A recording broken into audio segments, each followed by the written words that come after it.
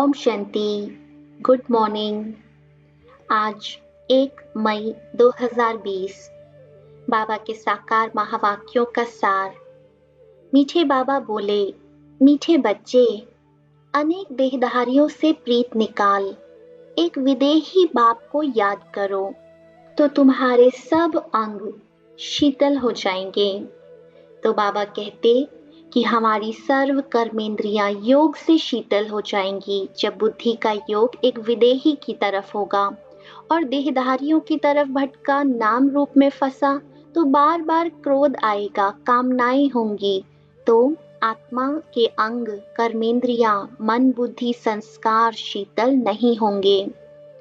प्रश्न है, जो दैवी कुल की आत्माएं हैं उनकी निशानी क्या होगी? उत्तर, दैवी कुल वाली आत्माओं को इस पुरानी दुनिया से सहज ही वैराग्य होगा। दूसरा, उनकी बुद्धि बेहद में होगी। शिवालय में चलने के लिए वह पावन फूल बनने का पुरुषार्थ करेंगे। तीसरा, कोई आसुरी चलन नहीं चलेंगे। चौथा, अपना पोता मेल रखेंगे कि आसुरी कर्म तो नहीं हुआ। बाप को सच सुनाएंगे, कुछ भी छिपाएंगे नहीं।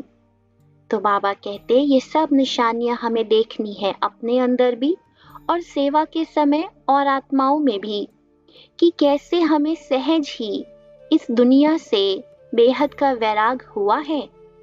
हमारी बुद्धि सदा विशाल दिल, विशाल बुद्धि बेहद में रहती है। क्या हम सदा पावन बनने की फिक्रात में पुरुषार्थ करते हैं? कोई आसुरी चलन तो नहीं?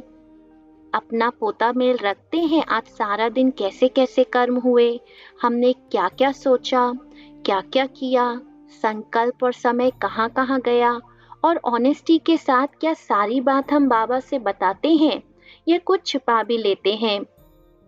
सिर्फ बाप के साथ ऑनेस्ट ही नहीं, स्वयं के साथ भी ऑनेस्ट सच्चा बनना है। धारणा के लिए मुख्य सार। पहला, बाप को अपनी पढ़ाई का जलवा दिखलाना है। भारत को स्वर्ग बनाने के धंधे में लग जाना है। पहले अपनी उन्नति का ख्याल रखना है, शीरखंड होकर रहना है। दूसरा, कोई भूल हो तो बाप से क्षमा लेकर स्वयं ही स्वयं को सुधारना है। बाप कृपा नहीं करते, बाप की याद से विकर्म काटने हैं। निंदा कराने वाला कोई कर्म नहीं करना है। तो बाबा कहते कि बाबा को पढ़ाई का जलवा दिखाना कैसे दिखाएंगे, इस पे थोड़ा चिंतन करना है। अपनी धारणाओं से, सेवा से, अपने स्व परिवर्तन से और रूहानी सेवा के द्वारा आत्माओं को आप समान बना के। तो बाबा कहते भारत को स्वर्ग बनाने के धंधे में लगो, माना रूहानी सेवाएं करो, आत्माओं को रास्ता दिखाओ घर का, लेकिन अपनी उन्नति का ख्याल भी रहे। स्व की सेवा और फिर विश्व की सेवा, एक दूसरे के साथ संस्कार मिलन करके चलना, आपस में बहुत प्यार से मीठा होकर चलना। कोई गलती हो जाए तो बाबा से क्षमा मांगना, स्वयं ही स्वयं का टीचर बनना। अपने आप को हमें कोई ना कोई तरीके से सुधारना है। बाबा कोई हम पे कृपा नहीं करते, बाबा का ज्ञान ही आशीर्वाद है। तो अभी हमें उसे याद कर अपने विकर्मों को काटना है। बाबा कहते ऐसा कोई कर्म नहीं करना जो तुम मेरा नाम खराब करो।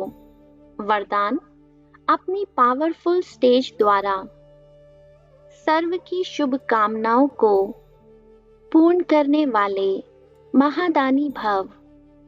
विस्तार, पीछे आने वाली आत्मा थोड़े में ही राजी होगी, क्योंकि उनका पाठ ही कड़ा दाना लेने का है।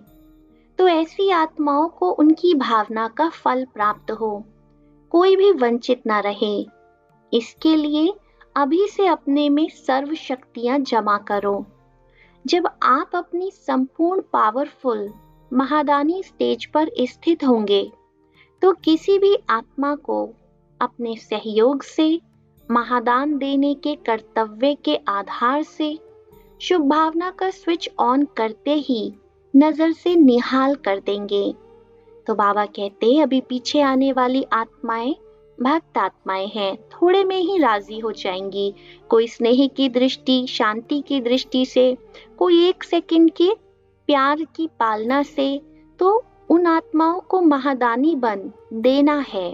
अपनी स्टेज से, अपने बोल से, दृष्टि से, सहयोग से, शुभ भावना से, तो ऐसी आत्माओं का कल्याण करना है।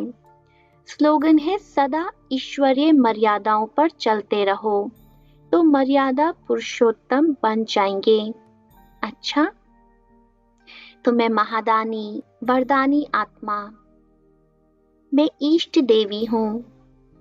अपने आप को पृथ्वी के ऊपर कमल फूल आसन पर विराजमान इष्ट देव, इष्ट देवी के रूप में देखती हूँ।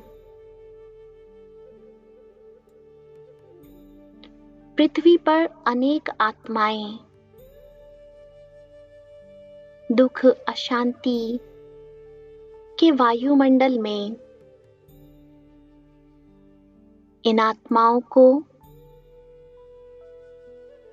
अपनी शुभ कामना और शुभ भावना के द्वारा सर्व शक्तियों का, शांति का मुझ देवी से दान मिल रहा है। तो देखें, मुझसे निकलती हुई सर्व शक्तियां हर आत्मा तक जा रही है और आत्माएं थोड़े में ही राजी हो बाबा की बन रही हैं। कुछ देर के लिए अपने इष्ट देव इस पूर्वज स्वरूप में स्थित हो जाएं और आत्माओं का कल्याण करें।